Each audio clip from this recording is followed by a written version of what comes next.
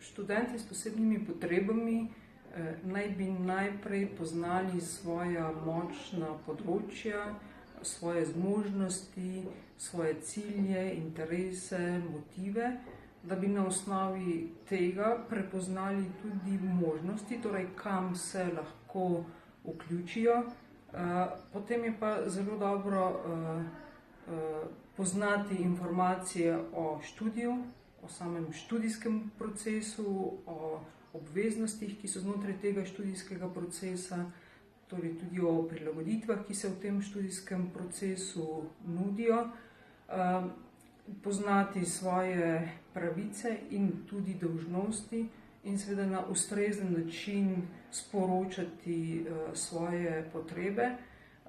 dobro komunicirati z drugimi in poiskati si pomoč, kadar je ta potrebna.